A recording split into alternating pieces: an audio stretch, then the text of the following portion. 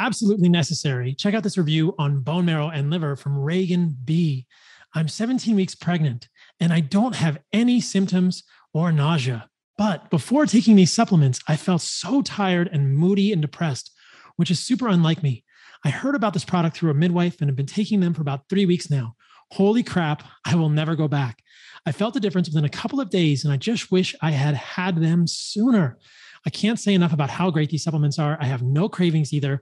While before, all I wanted was a hot dog for every meal, LOL. I highly recommend for everyone, especially if you're pregnant, but even if you are not. So that is on bone marrow and liver from Heart and Soil Supplements. Organs, liver, bone marrow, these are powerful guys. Check us out at heartandsoil.co. That's .co. Our mission is to help you reclaim your birthright's radical health. The amount of reviews we get like this is staggering. It really makes me smile. It makes me feel so good about the work that the team at Heart and Soil is doing. And I'm so happy that we are creating a product that is the highest quality that we possibly can, that is in glass, the only product of its kind in glass, and the best organ supplements on the market, grass-fed, grass-finished from New Zealand. Do not settle for quality that is not New Zealand. If it doesn't say New Zealand on the bottle, it's not the same quality as Heart and Soil, which is the good stuff. Heartandsoil.co. Reclaim your birthright, radical health, my people. On this week's podcast, I wanted to do an AMA. I'm in my new location, guys. I moved in Costa Rica and I'm in my new house, which is amazing. I'm looking at the ocean and jungle right now from my window. I've got my background. I'm working on my new studio here, but you're getting the studio version 1.0. I've got my Banksy behind me there and my YouTube award. I'm going to get some diplomas on the wall so you guys believe that I'm actually a real doctor. That's a joke, but I am. But in this week's podcast, I'm going to do an AMA, and Ask Me Anything podcast. I'm going to cover black seed oil, whether it's bullshit or not. I'm going to cover how to cure constipation, carbohydrate cravings, what to tell your family if they say you're crazy. What about polyester underwear? Is that a problem? I think it might be. It's crazy stuff. I'm going to go into tons of interesting things in this podcast, in this AMA. It was a fun one to do. I'll do more of these in the future. I really enjoy this. So sit tight, enjoy the AMA podcast. If you want to sign up for my newsletter, go to carnivoremd.com. We'll have a new website up very soon. We've got a whole rebrand coming. But if you want to be on the next AMA, if you want to submit your questions for the next AMA, go to carnivoremd.com. I believe there's a form there to submit a question, but we'll also be sending out a newsletter in the future. We send out newsletters every week. You can sign up at carnivoremd.com and we'll send out a newsletter saying, what are your questions? And then I'll go and do some AMAs and answer them. So on to the podcast. What is up, truth seekers? Welcome to another edition of the Fundamental Health Podcast. The location has changed, but I am in an even better spot now in Costa Rica. I wanted to do an Ask Me Anything podcast this week to answer your burning questions. In the past, we have asked all of you through the Carnivore MD newsletter, which you can sign up for at carnivoremd.com. I've got a new website coming, so stay tuned for that as well. But in the previous emails, we asked you guys what questions you have. And so I have selected a variety of these for today's podcast. These are always some of my favorite podcasts because I get to answer your questions, and I hope it is valuable for you guys as well. So in this episode, I will cover polyester clothes. Do they affect your fertility? I will cover black seed oil. Is it bullshit or is it amazing? I will cover constipation. How do you fix your constipation? I will cover what to tell your family when they say you are killing yourself. I'll talk a little bit about coronary artery disease. I'll talk about LDL and whether you should worry about cholesterol. I will talk about what to do for a sweet tooth or continued carbohydrate cravings on a carnivore or animal-based diet. I will talk about if I ever fall off the wagon, do I have any vices? I will talk about how we speed up or how we might speed up detoxification of polyunsaturated fatty acids like omega-6 linoleic acid from cell membranes, though we'll get into that one. That's kind of a deep rabbit hole. I will talk about why many quote unquote diet experts recommend vegetables for a healthy gut and what I think about this. Hint, hint, I'm not a fan. I don't think you need vegetables for a healthy gut at all.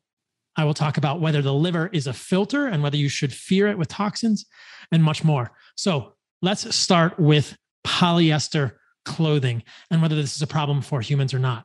I was originally skeptical. I thought, how can polyester be an issue for humans?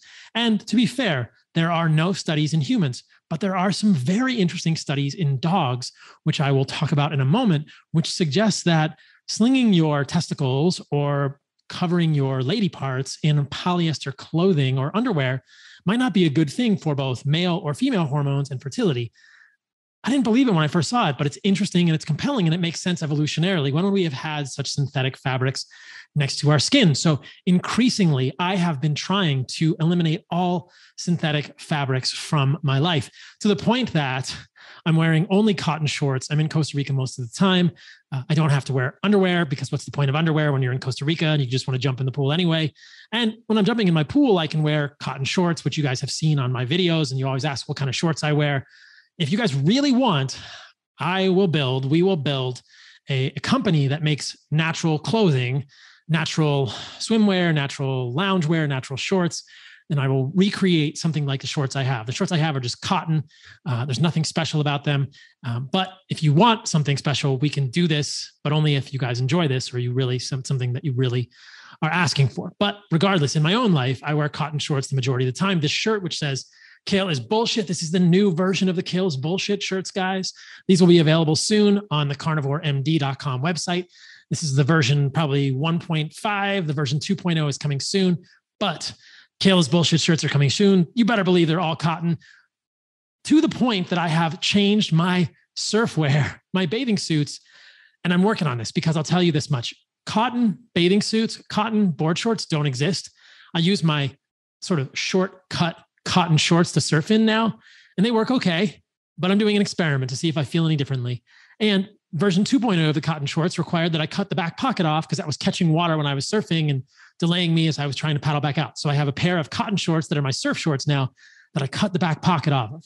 But I want to show you this study, which got me first down the rabbit hole. So this is from Journal of Obstetrics and Gynecology in 2008. And the title is an experimental study of the effect of different types of textiles on conception. So these were dogs, 35 female dogs divided into 5 equal groups, 4 test and 1 control. Each one of the 4 test groups was dressed in one type of textile underpants made from either 100% polyester, 50% polyester, 50% cotton, 100% cotton, or 100% wool. The pants were worn for 12 months. So these are female dogs. Dogs were followed during this period and for 6 months after the removal of the pants by measuring serum estradiol, 17 beta estradiol, and just serum 17 beta estradiol and progesterone, and by mating. The electrostatic potentials were also measured on the textile covered skin. 8 female dogs wearing polyester containing textile showed diminished serum progesterone in the estrus of the oestrus cycle. I have to do a little research on what this terminology means in dogs, but I imagine this is the ovulation period or perhaps the luteal phase of the menstrual cycle when at least human women have increased progesterone. So they had decreased progesterone in the luteal phase. Presumably, this is what this is talking about. And that's not good because if you don't have progesterone in the luteal phase, then the corpus luteum will not be able to implant and will not be able to stay in the uterus and await sperm for insemination or conception. And they go on to say they did not conceive on mating or insemination. 5 months after the pants had been removed, the serum progesterone of 8 of the dogs had normalized and they conceived. The electrostatic potentials were detected on the skin of all dogs dressed in polyester containing textiles. So it changed the electrostatic potential of the dogs in polyester containing textile. The low serum progesterone and non-conception of the 8 dogs could point to anovulation and failure of luteinization, which is what I was talking about with progesterone. It is suggested that the electrostatic potentials detected on the skin create an electrostatic field that inhibits ovarian function. However, the effect proved to be reversible. So I don't think we actually know what is going on there. I don't know. I don't think that polyester fabrics or polyester determinants or derivatives are moving across the skin, but is this creating some sort of electrostatic potential that is changing the way the ovaries function? It sounds so far-fetched, but that is a really interesting study. And then look at this one in male dogs. So the effects of different types of textile fabric on spermatogenesis. This is from Urology Research in 1993. So essentially the same thing. They had dogs, male dogs. They fashioned underwear to fit loosely in the scrotal area so as to avoid an insulating effect, worn continuously for 24 months, during which the semen character, testicular temperature, hormones, including serum testosterone, FSH, LH, and prolactin, FSH and LH are and prolactin as well. These are pituitary-derived hormones. FSH and LH signal to the testicles. Please refer to the previous episode I've done on how to optimize your testosterone for information about how the human male pituitary gonadal axis works. And they also did testicular biopsy. The garment was then removed, investigations repeated through another 12 months. And what they found in the polyester group, the testicular temperature showed insignificant changes during the period the pants were worn. So it wasn't heating the balls, which we know is a bad thing for spermatogenesis. By the end of 24 months, there was a significant decrease in sperm count and motile sperm with an increase in abnormal forms. The p-value is less than 0.001. Wow. Okay. Testicular biopsy showed degenerative changes. After garment removal, the semen character improved gradually to normal in 10 dogs. 2 remained oligozoospermic, meaning they had less than normal amounts of sperm. Insignificant changes in hormones during the study. In contrast, cotton and control groups showed insignificant changes in the aforementioned parameters during the 36 months of the study. That would be the sperm count and motile sperm and abnormal forms of sperm. So the polyester pants, in conclusion, had a deleterious effect on spermatogenesis in the dogs, which was reversible in the majority of cases. The cause of this effect is unknown. Maybe assume that the electrostatic potentials generated by the polyester fabric play a role in it. Really fascinating stuff here. Enough to convince me to do a zero polyester on my balls experiment for quite a while. I'm not necessarily trying to make any babies at this moment in my life, but I do have concerns about improper formation of sperm in my testicles. And what about for women? Are they not having proper amounts of luteinization, or in the luteal phase? Could this affect conception? How much women's underwear is made from polyester? The majority, from what I understand. Cotton underwear in women is sometimes used, but when I ask my girlfriend, she says most of her stuff is polyester. And when I see her in workout clothes, almost all of it is polyester. So there's a real need for this here. So this is all to say that I've done this hilarious experiment this week that I documented on Instagram. And I've been surfing in cotton shorts. It works great, except for the fact that I had to cut the back part of the shorts off because the pocket was catching the water, and the fact that they don't dry very quickly. So ideally, in the future, I will be able to create maybe some wool board shorts or wool surfing shorts, but I don't want polyester fabrics on my body. This is also for my upper body too. I don't want polyester fabrics on shirts. I don't want polyester fabrics in my bedding. And I've gone so far as to, this is also because I like the way this mattress works. I have a fully wool mattress, 100% wool mattress. It's fully natural textiles. There's nothing synthetic in the mattress either. So that is all quite fascinating to me. I want all natural fabrics just to see how it affects the way that I feel in my life. But as you guys know, we are surrounded by toxins. We are surrounded by textiles that are synthetic, and just wanted to raise this as a question. Do you think that the polyester in your life could be affecting your life negatively? It's quite fascinating, and I'll keep going down the rabbit hole for you guys if you want me to, but hopefully that is interesting. It was fascinating for me. So first question is from Delania, who asks, what do I put on my face? I've heard you say, Paul, that you put nothing on your face and wash your face only with water, but I live in a very dry climate and I have eczema. I could not imagine not putting anything on my face. To this, I would say, yes, I indeed do not put anything on my face. I don't use any lotions or creams.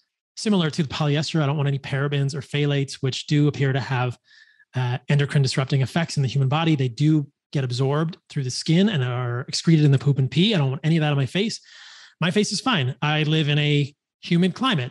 I live in Costa Rica, but even in dry climates, my face has been fine. This is actually a great moment to do a sort of side shoot tangent on chapstick. I can't tell you the number of people that I have seen using chapstick. And I always tell them, you don't need that. You're just addicted to it. So if you're using chapstick, realize that that chapstick is probably creating an addiction or a dependency in your lips. I have not used chapstick in probably the last 30 years of my life plus.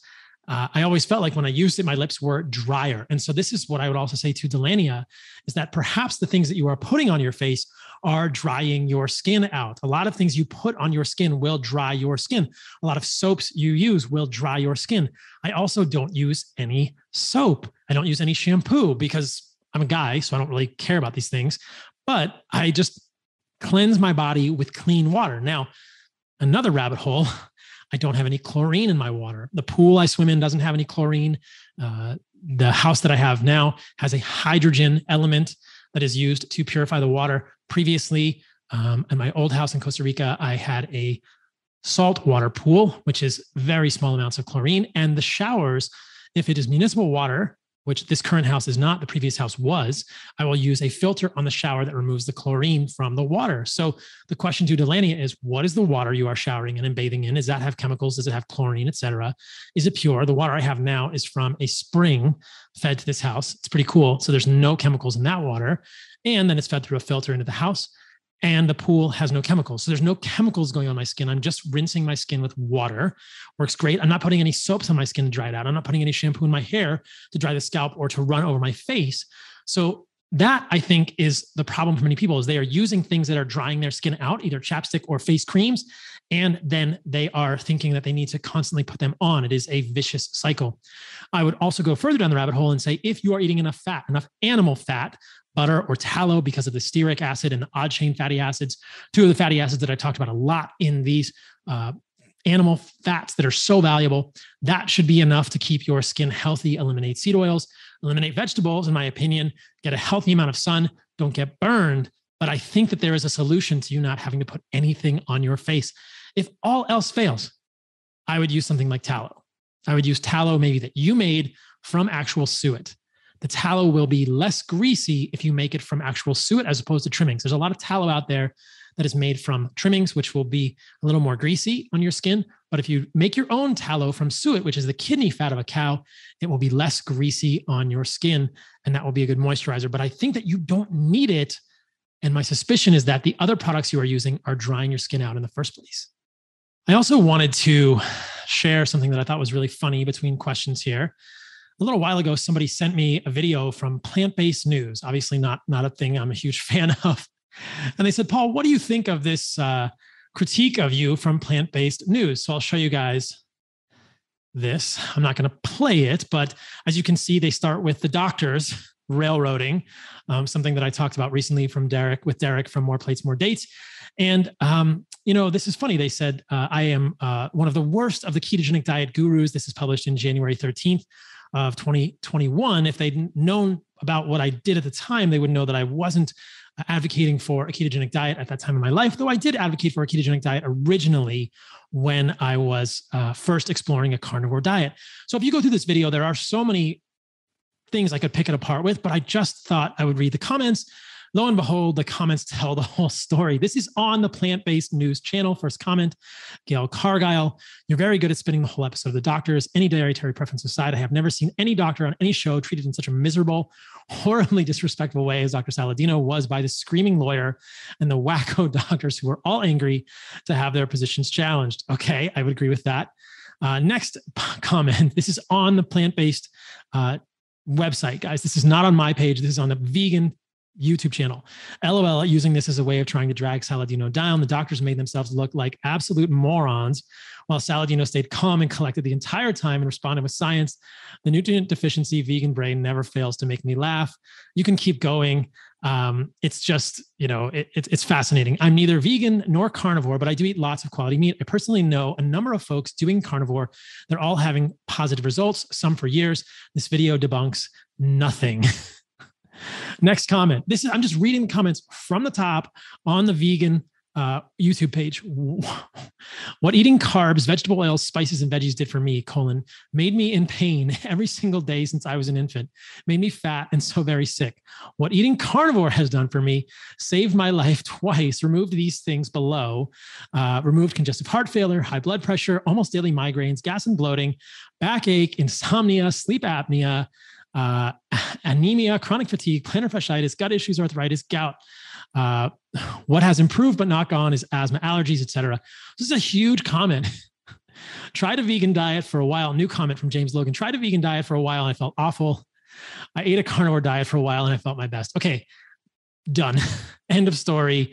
Don't even need to debunk. Don't even need to respond to the plant-based news critique of me. Because the comments tell the story. That's a vegan site, and people are clearly thriving on animal-based diets with meat and organs and hopefully some fruit and raw dairy. So that I had to get in there as well on this episode. Incidentally, I was surfing 2 days ago or yesterday, and I met a guy who was with my friend, and he said that he had started taking desiccated liver pills. I don't know if it was from Heart and Soil. I later found out that it was actually our stuff from Heart and Soil, but that his friend, my friend, had given him. But he said the desiccated liver pills were helping with his inflammation. So I asked him, well, what are you eating otherwise? Thinking, I don't want people to just take our supplements at Heart and Soil. I want people to actually change their diet. And he just had a regular diet. I said, why don't you try something like an animal-based diet? He said, what's that? And I thought in my mind, what is the simplest way that I can tell him what an animal-based diet is? I said, beef and fruit. And he said, I could do that every day of my life. I love this. So you all know that an animal-based diet is organs, meat, fruit, honey, raw dairy, probably sunlight and connection with the ocean and grounding and all those things as well. But the simplest way to think of an animal-based diet is beef, which is my favorite meat, and fruit. And I prefer beef because it's a ruminant, because it eats grass, and it's easier to get beef that is eating an evolutionarily appropriate diet than chicken and pigs and all those other things that are much harder to get, that are actually eating what they should be eating. So I thought you guys would find that quite interesting. And that was my super simple appraisal of what an animal-based diet is: beef and fruit. Throw in some organs, you'll be great. Next question is from Nick. He says, what do I do? What do I tell my friends and family who say that I am slowly killing myself? Second question from Nick is high cholesterol a problem? To which I would answer, no, high cholesterol is not a problem. And I have done many podcasts on lipids. I will not go into tons of detail here, except to say that on the cholesterol front, cholesterol is a steroid molecule. It is a steroid backbone molecule that is in every single cell membrane in your whole body. It is transported by LDL, low density lipoprotein, essentially a bus full of cholesterol and triglycerides. Triglycerides are three-tailed fatty acids that can have either a polyunsaturated, a saturated, or a monounsaturated fat as one of the three tails. You will all remember from basic cell biology in high school, hopefully, that phospholipids are two-tailed fatty acid moieties, or two-tailed moieties that form the cell membrane of your cells, usually in a lipid bilayer. A triglyceride is a three-tailed fatty acid containing molecule that is transported in LDL. LDL serves indispensable functions in your body. Without LDL, you die. Yet mainstream medicine would tell you that it is harming you. And I would say that is bullshit if you are insulin sensitive. If you have questions about how you know if you're insulin sensitive, I've done many podcasts on that as well. The very basic how to know if you're insulin sensitive is to get a fasting insulin, which should be less than 5 micro IU per ml. In further defense of the indispensable nature of LDL in the human body, I want to show a couple of studies that illustrate how LDL acts as an immune molecule in the human body. Why would something that is an immune molecule be bad for us? There must be more to the story. Apolipoprotein B, which is the apolipoprotein contained on an LDL molecule, as well as chylomicrons and others. This molecule is an innate barrier against invasive Staphylococcus aureus. That is Staph aureus. That is one type of MRSA, but you can also have methicillin sensitive or methicillin resistant Staph aureus, regardless. But apolipoprotein B, that is LDL, is an innate barrier against invasive Staph aureus infection. Okay, therefore, apolipoprotein B levels at homeostatic levels in the blood are an essential innate defense against an effector against invasive Staph aureus infection. The mechanism of antagonism entails binding of major structural protein of these lipoproteins, apolipoprotein B, to an auto-inducing pheromone, preventing its attachment to the bacteria and subsequent signaling through its receptor AGRC. So LDL and VLDL lipoproteins, they are preventing quorum sensing, this pheromonal, quote unquote, communication between bacteria.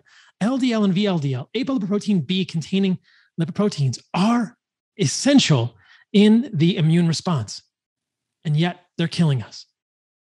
Another study, serum lipoproteins are critical for pulmonary innate defense against Staphylococcus aureus quorum sensing. Very similar. These are interventional studies, together with previous reports demonstrating that hyperlipidemia also impairs lung innate defense. These results suggest that maintenance of normal serum lipoprotein levels is necessary for optimal host innate defense in the lung.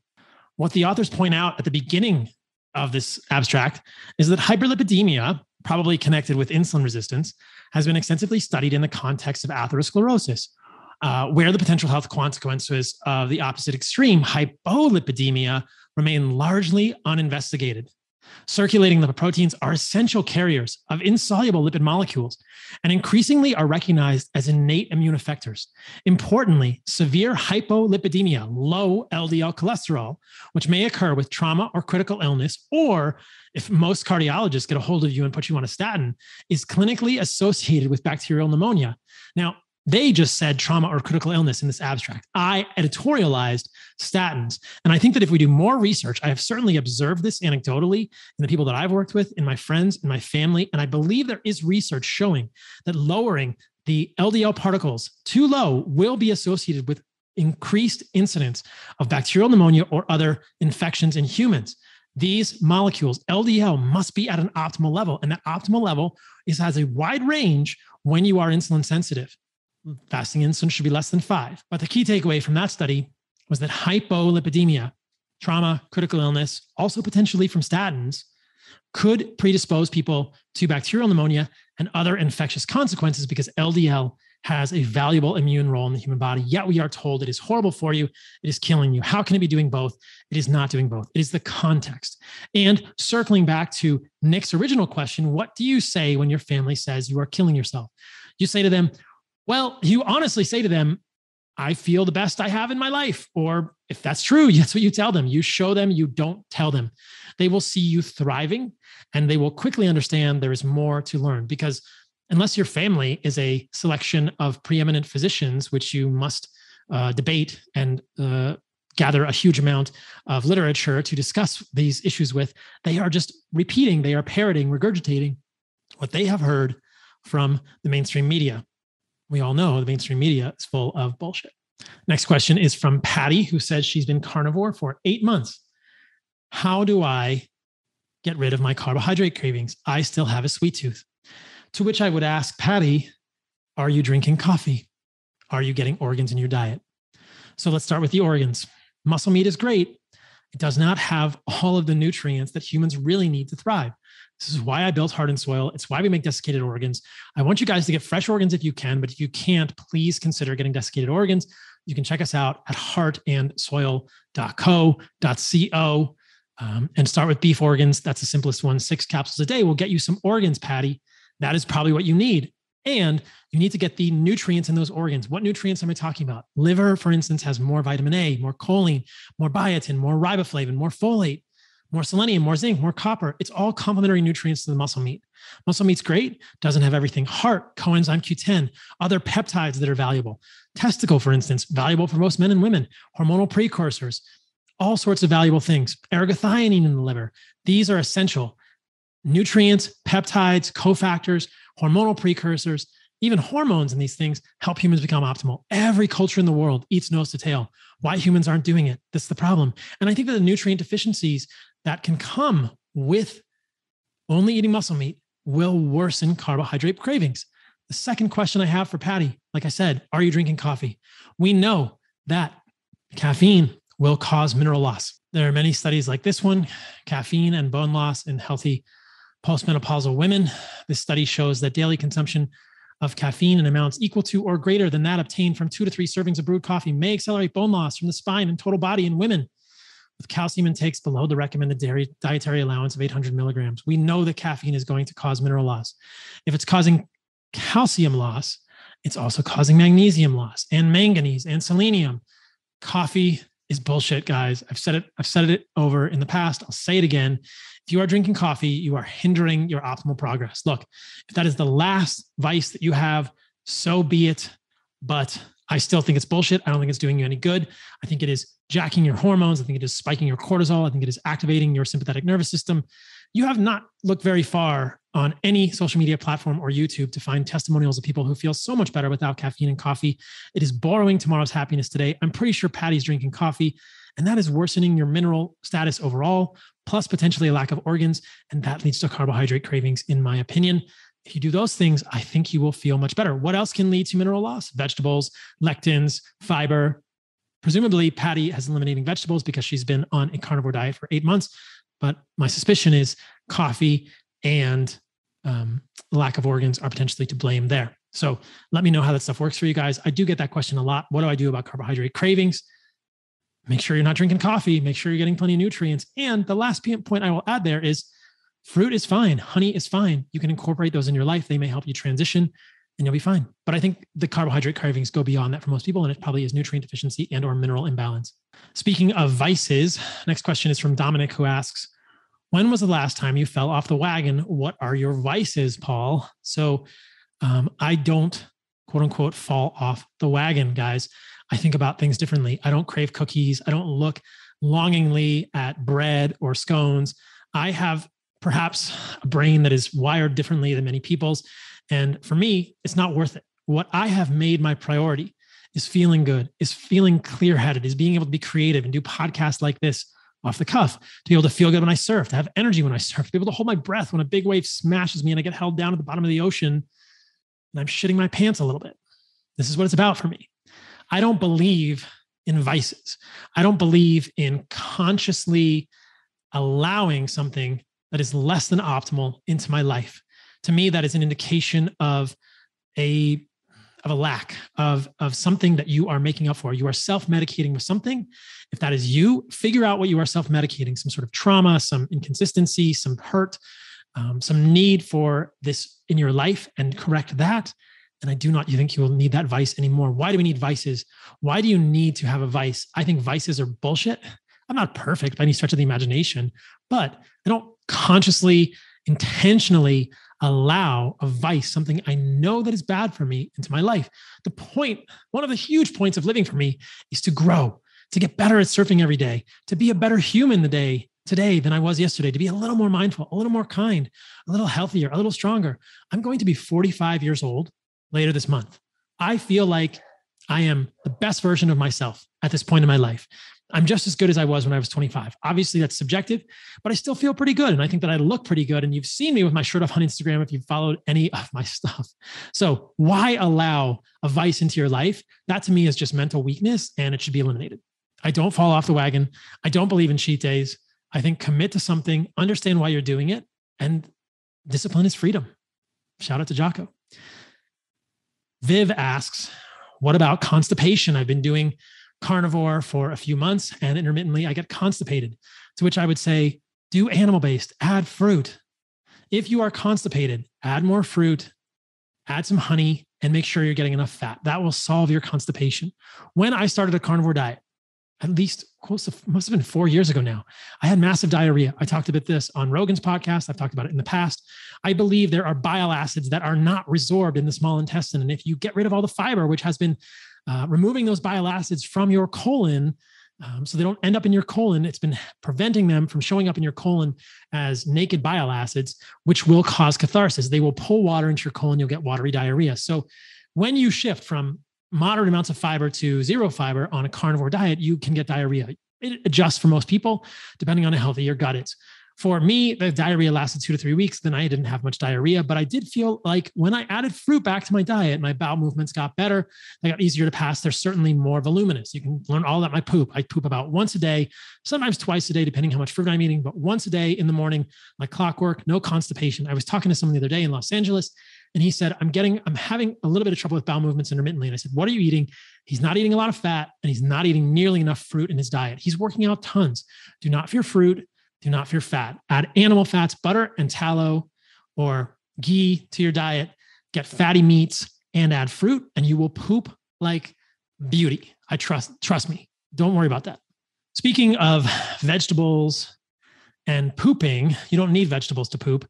This is a good time for Harry's question, which is, why do so many so-called quote unquote diet experts promote vegetables for a healthy gut?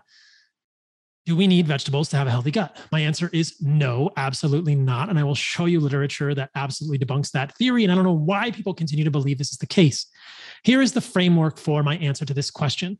Most people in the gut world who believe that they are gut experts or who think about the gut would look at a metric called alpha diversity, which is a measure of the number of species within your gut as a measure of quote unquote gut health. There are epidemiology observational studies that show that in areas where people have more fiber, they have better alpha diversity. But that does not mean that more fiber from vegetables cause an increase in alpha diversity. And as I will show you, there are interventional studies where fiber is increased in someone's diet and there is no change in alpha diversity. The gut doesn't get any healthier. They did something else which did make the gut healthier, which I'll tell you about in a moment. And that can be a part of an animal-based diet, but it is not vegetable fiber. So all I can say is that the majority of these pundits who believe that fiber from plants is necessary for a healthy gut are looking at epidemiology. They're looking at observational data, because you look at interventional data and you do not see this. There are interventional studies I have talked about in the past showing that adding fiber does not increase alpha diversity. Removing fiber does not decrease alpha diversity. And there's another study that I'll show you right now, interventional study, another study showing adding fiber does not increase alpha diversity. So all these people saying vegetables are necessary for a healthy gut, they're all wrong. They're not reading the literature. They're parroting what everyone else says.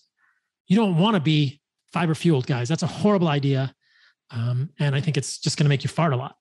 So this is the study I was talking about from Justin Sonnenberg's lab. Would love to have a conversation with Justin at some point. But gut microbiota targeted diets modulate human immune status. So this is in humans. This is from Stanford. Okay. Diet modulates the gut microbiome, and gut microbes in turn can impact the immune system. I'm reading from the abstract. So this is a 17-week randomized prospective study design combined with omics measurements, right, of the microbiome and host, including extensive immune profiling. We found distinct effects of each diet. They used two different diets. They had plant-based fiber or fermented foods. Those were the two interventions. High fiber consumers showed increased gut microbiome-encoded glycan-degrading CAZ enzymes despite stable community diversity. There was no change in alpha diversity with increased fiber. Gut microbiome encoded glycan degrading CAZ enzymes, because you're giving your body more fiber, of course, it's going to have more fiber, plant fiber degrading enzymes. 3 distinct immunological trajectories in high fiber consumers corresponded to baseline microbiota diversity. Alternatively, the high fermented food diet steadily increased microbiota diversity and decreased inflammatory markers. So they say our results indicate fermented foods may be valuable in countering the decreased microbiome diversity and increased inflammation pervasive in the industrialized society. Okay, fair enough. I'll agree with you there, Justin. But you got to admit, Justin Sonnenberg, increasing the fiber did nothing for the microbial diversity or the inflammatory markers in the study. Why are people continuing to stay on the bandwagon of eat more fiber, plant fiber is good? That is complete bullshit. But what is not bullshit is fermented foods. Now, first question, why is there an inflammatory phenotype in the industrialized society? I would say it's seed oils and lectins from your vegetables. You can remove those. That will remove inflammation from your gut as well. If you guys have seen any of my stories on Instagram, you'll know I do fermented goat's milk kefir every single day, or I'll do fermented cow's milk kefir every single day. I'll do a video soon on Instagram showing how I make that. It's real simple. You take milk, you take kefir grains, and you combine them, and you leave them outside in a glass jar with a top on it for a couple of days, depending on the temperature. It's warm here in Costa Rica. Within a few days, I can get fermented milk. There's less lactose in there. It's raw goat's milk or raw cow's milk, and it's great. If I drink goat's milk or cow's milk without fermenting it, I will get stomach pains and gas because I am lactose intolerant, but I ferment the goat's and cow's milk. So that is how I get fermented foods in my diet. You can get fermented foods in your animal-based diet in a variety of ways. If you don't want to do dairy, you can make water kefir. You can just take honey and mix it in water, and you can put water kefir grains in there. People say honey is antimicrobial. It works fine. You can ferment honey in a jar with water kefir grains. Some people will take processed sugar or brown sugar. I would not recommend those. I've fermented coconut water in the past with kefir grains. You can do all sorts of natural sugars with kefir grains, either water or milk kefir grains, and you can get some fermented food in your life on an animal-based diet. I think it's great. Like I said, I'll do a video showing that very clearly, but there is no indication that fiber is beneficial for the gut in terms of inflammation or alpha diversity. People are just wrong. Kelsey asks, how to speed up detoxing from seed oils. So if you followed any of my content, you know I'm not a fan of seed oils. Corn, canola, sunflower, safflower, soybean, peanut, etc. This is primarily because these are high in polyunsaturated fatty acids like the 18-carbon linoleic acid. And what we know about humans and monogastric animals, pigs and chickens and turkeys and ducks, which is why I'm also not a fan of eating those animals if they are fed corn and soy, because that will accumulate in their bodies as well, is that none of those monogastric animals can get rid of polyunsaturated fatty acids through saturation. So desaturation is the addition of a double bond to a molecule, and saturation is the removal of a double bond. Saturated fats have no double bonds in them, but humans do not have saturating enzymes for polyunsaturated fatty acids. We can interconvert monounsaturated fatty acids and saturated fats in the human body, but we can't interconvert poly and mono, meaning if there is more than one double bond in your fatty acid molecule, you're stuck with it, which is why I don't think humans should be eating a lot of linoleic acid or polyunsaturated fatty acids in general. We need a little bit. And I think, sure, get some omega-3s, DHA, EPA, DPA. They occur in animal fat. They occur in egg yolks. That's all you need. I'm not a fan of fish oil. I've done previous videos on that. It's rancid. It's oxidized. You don't need that much EPA and DHA in your body. We know that too much EPA and DHA can imbalance things like clotting, et cetera. They can clearly get toxic in omega-3s. Absolutely, absolutely. But you can also clearly get toxic in things like linoleic acid, which is essentially a hormone in the human body. And it is a fat-soluble vitamin. And I wouldn't even really call it a vitamin, but it's a fat-soluble nutrient. We need a small amount. But like every other fat-soluble vitamin, vitamin A, vitamin D, vitamin E, vitamin K, you can get too much and it accumulates in your body. Think about it like that. You don't want to get linoleic acid toxic. You don't want to be toxic in this fat-soluble quote unquote nutrient. You need a small amount. Where do you get the small amount? Wild animals will give it to you in their fat in amounts of 1% to 2% of their fat, maybe a little more than 2%. Seed oils, 20, 30, 40, 50, 60%. Olive oil, avocado oil, 15 to 20% linoleic acid. Why I'm not a fan of those. They're much better than seed oils. Still not a fan of them. Why are you not eating animal fats? Tallow and butter, 2 to 3% linoleic acid. So when that accumulates in our cell membrane, as Kelsey is asking, how do we get rid of it? We don't know. We don't know. There's maybe one study I've seen that shows that the half-life of those polyunsaturated fatty acids in your cell membranes is long. The half-life is 6 months, maybe more, which means pharmacokinetically, you need 4.5 half-lives at least to get rid of all of it. So you're talking about 2.5 years to get rid of those polyunsaturated fatty acids. Now that's assuming you're a normal human who's probably intaking more polyunsaturated fatty acids. But hypothetically, could we possibly push some of those out if you're eating more animal fats? It's reasonable. So the only strategy that I think is viable, what's reasonable, is to limit your linoleic acid, eat a low linoleic acid diet, let your body get rid of that linoleic acid in your life. I would actually say it's probably not even a low linoleic acid diet. It's just a normal, evolutionarily consistent linoleic acid diet amount in your life. That is what you should eat. Get saturated fats, get odd chain fatty acids, get stearic acid from animal fats. Tallow and butter are king, and ghee, and let your body do its work over time. I think that's the best way to do it. Next question is from Cody, who says, I'm a 33-year-old male, been following your diet recommendations for a little over a year, and all I can say is, wow. The initial change I experienced was amazing. I went from not having any answer to an issue I had been facing for almost 5 months to being able to eliminate the issue in just about 5 days. I had been having these odd spasms at the bottom of my esophagus for a long and consistent period of time. In the first several months, I was under the impression it was a heart arrhythmia. I had numerous tests of my heart done with no answer. I tried 2 scopes, barium swallow. All the doctors could tell me was that I had high acid in my stomach. It was inflaming my esophagus. This sounds like Cody had reflux, causing it to spasm. They couldn't give me any recommendations other than a band around the lower part of my esophagus. I said, hell no to that. Good job, Cody. I've been following a naturopathic, quote unquote, life for most of my life, but could not get any answers from any of the doctors in that field either. One day I started following you. I decided to try straight carnivore so as long as I could. In the first week, my symptoms of spasms diminished, and you have no idea how much better I feel. I totally changed my view on everything I thought I had learned from a child about natural healing and the ability to live a naturopathic life. I have since swapped to an animal-based diet you have shifted to, and I am symptom-free to this date. My wife and I keep almost every desiccated organ supplement you offer on subscription, and we are rocking it. Thank you so much for what you do and your help providing individuals and what you do for heart and soil. I say all of this to ask this. The only issue I still face is muscle twitches in weird places like the corners of my eyes, occasionally maybe a muscle on my arm. They are very random. No reason for its existence. Could you maybe speak to what could be causing this? So it depends how often Cody is getting these muscle twitches. I have heard of people having muscle twitches in their eyes when they're tired, depending how well Cody is sleeping. On your arms, I would say potentially an electrolyte issue. And I would ask Cody, how many carbohydrates are you getting? A lot of people who do animal-based, especially people who come from carnivore, are not getting enough carbohydrates. Depending how active Cody is, he probably needs upwards of 200 grams of carbohydrates a day. I don't fear that from fruit and honey or maple syrup, as I talked about recently. I did find some literature suggesting that maple syrup was better than processed sugar, so I had to change my mind on that. Previously, I'd been concerned about maple syrup because it's cooked.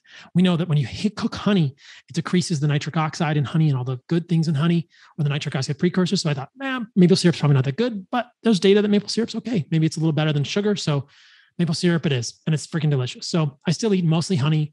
I would recommend that Cody get more honey, more maple syrup. I don't know exactly off the top of my head how many carbohydrates he's getting, but I suspect this is an electrolyte issue and he could correct it with that.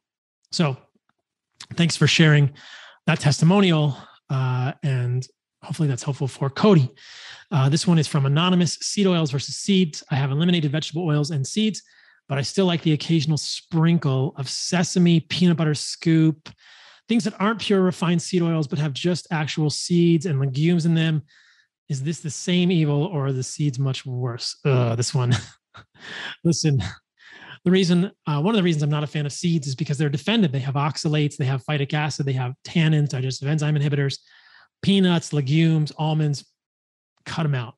Cut them out. You don't want seeds and you don't want seed oils. You're going to get less seed oils from those seeds than you would if you were eating just pure seed oils. But still, there's no place in a healthy diet for seeds. They're going to inhibit your digestion and cause mineral loss, in my opinion. Felicia asks, what do I tell my family when they say that the liver is a filter? This is one of these insidious notions that is just wrong. It's probably 2% right and 98% wrong. The human liver is not a filter in the way that a sieve or a colander is a filter that you use in your kitchen. It doesn't catch things and store them and accumulate things.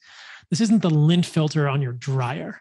This is a complicated, exquisite, elegant, enzymatic powerhouse that biotransforms toxins in preparation for excretion in the poop and the pee.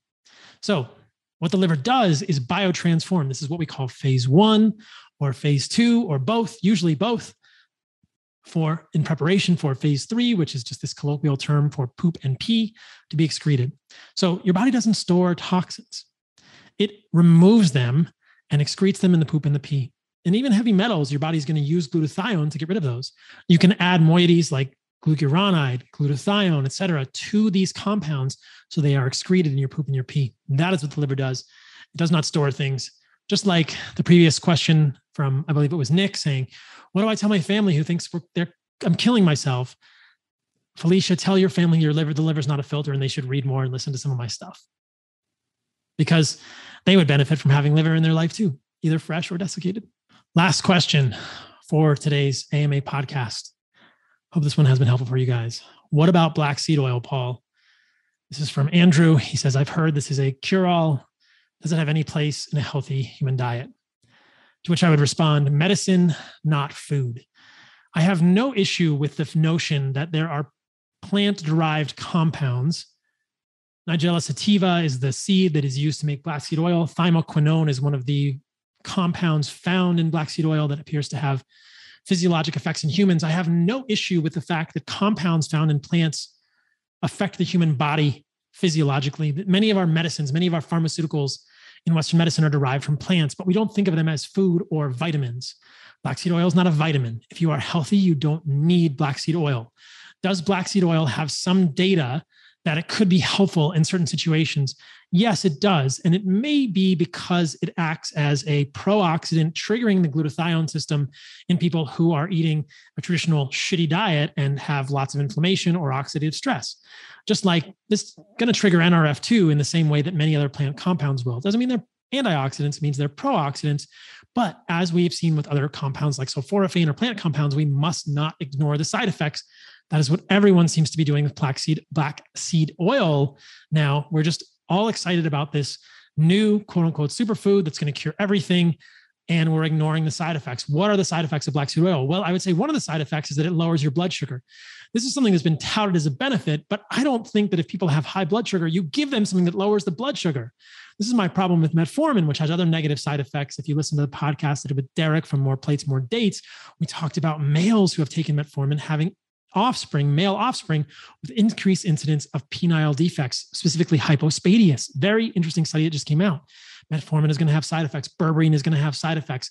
Metformin also inhibits many compounds, many enzymatic systems in the human body, causes lactic acidosis, B12 deficiency. It's not a vitamin.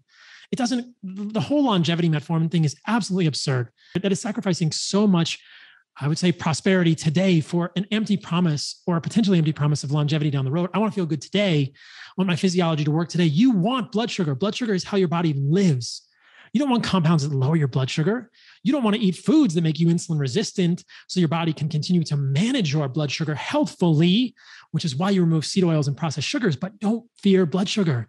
Don't fear your blood sugar going to 110. This is a cult that is harming people. I can't stand it. It's super frustrating. I love continuous glucose monitors because you can see based on the graph how insulin sensitive you are, but don't you dare use your continuous glucose monitor from a company like Nutrisense, who I love. Don't you dare use that to keep a tight ceiling like 110 on your blood sugar. That is a prison. It's okay to let your blood sugar go up. You need that postprandial insulin. That insulin spike that comes with a postprandial blood sugar spike is healthy for you. You maintain your electrolytes. It's good for humans. It doesn't cause disease.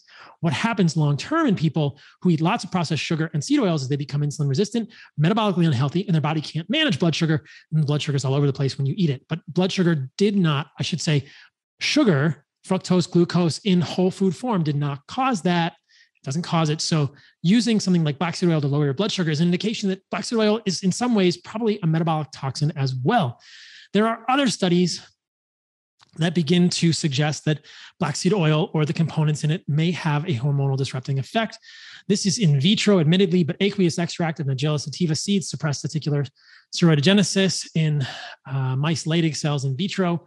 We need more studies like this in vivo, but there is something going on with the hormonal disrupting effect of Nigella sativa extract and specifically the problems with hormones in these individuals.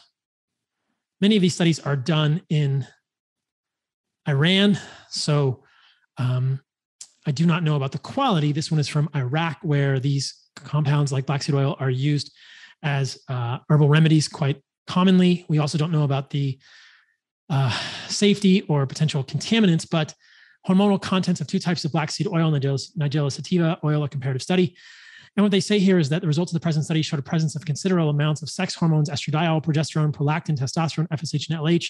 This might interpret the cause of menstrual cycle irregularities occur when black seed oil capsule was taken as an herbal remedy therapy to lower blood glucose in diabetic patients. So obviously the translation is a little bit off there from what appears to be Arabic, but in diabetic patients given black seed oil to lower their blood sugar, not what you should be doing to treat diabetes in the first place, there were levels of hormones that could interrupt normal hormonal function. Whether these are normally present in Nigella sativa, something that needs to be discovered, but people may say, great, there's testosterone. Well, there's a heck of a lot more estradiol in Nigella sativa than there is testosterone. So this is the type of thing that I worry about. It's medicine, not food. Understand what we are using this for. What are the potential benefits? What are the potential risks? And do you even need this in your diet? It's not going to make you better if you're already healthy and eating an animal-based diet, in my opinion. It's bullshit. It's medicine, not food. Just like turmeric.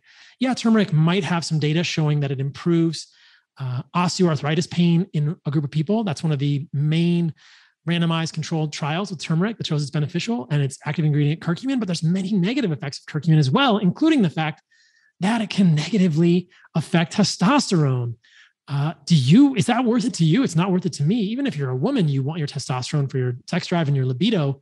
Modulation of AKR1C2 by curcumin decreases testosterone production in prostate cancer. Well, great, but it's also going to decrease testosterone production in non-prostate cancer in many individuals. And we've known this. There is evidence that curcumin will affect testosterone negatively. This can't be ignored. And yet everybody is just trying to love on curcumin and put all of these things in their body. We mistake these things as food when they are essentially medicine. Here's a great review on the problems with curcumin. It's called The Essential Medicinal Chemistry of Curcumin. And in this review are many of the potentially negative side effects of curcumin in humans. So you can read that if you don't believe me in terms of the negative effects of humans, negative effects in humans of curcumin. Again, medicine, not food. Sure, it may have some effects, but toxicity, hERG channels, a potassium channel, cytochrome P450, glutathione transferase. Beyond specific enzyme toxicity, compound 1, which is curcumin, has been recently shown to be an active iron chelator in vivo, inducing a state of overt iron deficiency in mice fed diets poor in iron. And then it is infrequently noted, compound 1, which is curcumin, also shows cytotoxicity against normal human lymphocytes in addition to cancer cells. The list goes on and on. No one gives you the full story about curcumin. Use it as a medicine, not a food. It's not something you should be taking every day, nor do I believe that black seed oil is something that normally healthy humans should be taking on a daily basis.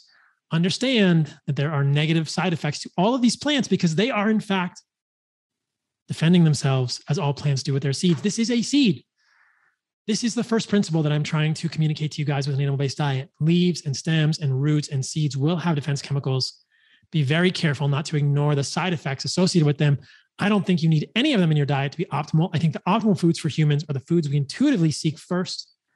Meat and organs, get them either fresh or desiccated like we make it hard in soil. Fruit, honey, raw dairy, kefir. I'll show you how to make it. That's what you need to be healthy. That's how humans thrive. Vegetables are overrated. They don't create a healthy microbiome. They just create lots of gas and they rob you of minerals and other nutrients that you need as a human. That is my controversial view. So with that, I will wrap up this week's AMA podcast. Hopefully that was helpful. Lots of fun stuff in there this week, guys. You can subscribe to the newsletter at carnivoremd.com. If you want to submit questions for the next AMA, check us out at heartandsoil.co if you need desiccated organs. Again, there's a new Carnivore MD website coming. Stay tuned for the rebrand and the facelift. Love you all. Until next time.